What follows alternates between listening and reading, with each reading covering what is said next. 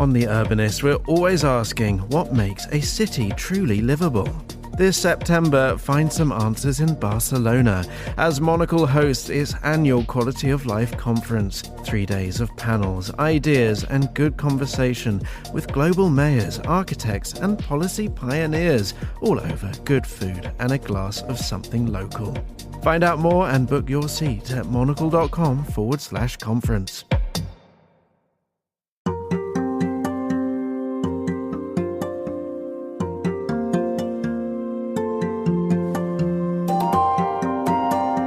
Despite cries that streaming media from the comfort of your own couch is the preferred option in today's society, there's still something magical about sitting down in a movie theatre for a collective experience.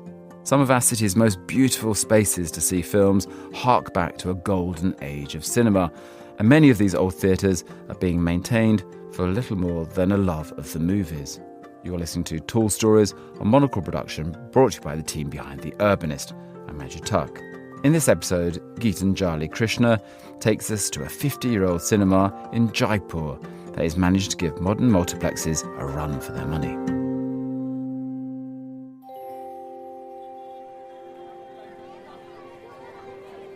It's 3 in the afternoon on a hot summer weekday in Jaipur, and surprisingly, there's a long queue for tickets at the box office of a 50-year-old movie theatre. It's a far cry from Pink City's modern multiplexes, theatres with many auditoriums that are increasingly finding it hard to sell tickets across India, especially for daytime shows on weekdays like this one. But this is Raj Mandir, and it is different. In a city which is known for its grand Rajput palaces, this opulent and somewhat quirky movie theatre stands out as one of its most extravagant landmarks. And it's celebrating its golden jubilee this year. Some liken it to a Maharaja's dream, others to the 70s lair of a James Bond villain. Some say it's like a Rajasthani Disney world with birthday cake highlights, while some have described its curly pink walls like an ice cream frozen in mid-melt. However you describe it, Raj Mandir, as any Jaipur insider will tell you, is special. And so we wait in the box office, sweating in the summer sun, and the crowd of hopefuls around me is restive.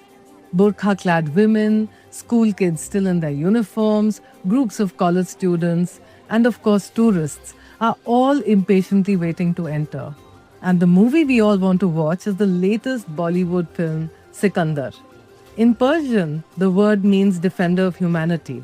But in Jaipur today, Sikandar is all about the Bollywood hero Salman Khan, who plays improbably in this day and age a king with a golden heart who defends underdogs against a morally corrupt politician. Relax, says a guard as people push and shove. There's space for everyone in Raj Mandir. And he's right.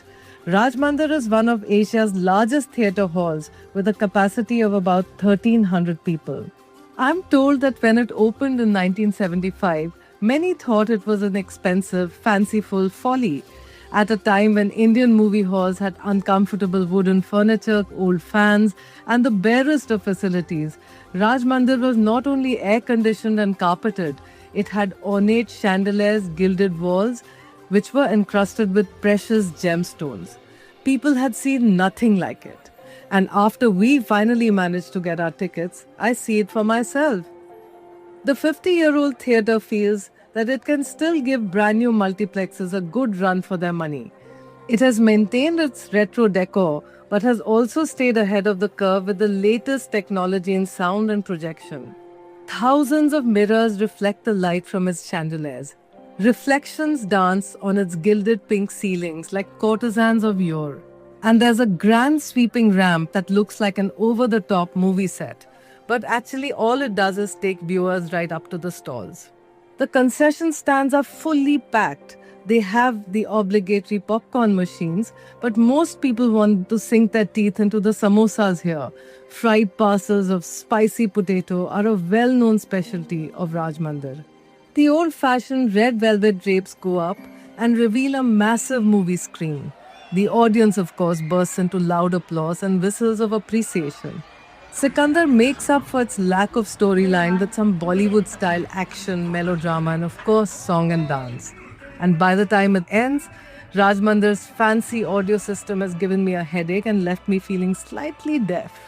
We are ushered to the exit, and that's where the illusion of being in a royal palace pops like a fragile soap bubble. We emerge, blinking in the strong summer sun, into a stinky parking lot. Beneath our feet, hundreds of discarded ticket stubs lie scattered like confetti after a wedding. Since the pandemic, theatres in India have struggled with poor ticket sales. Perhaps Rajmandir's unique focus on the viewer experience can help. Just think about it. For less than €5, you can watch the latest movies and feel like a Bollywood Maharaja for an hour or two. It's quite a good deal, don't you think?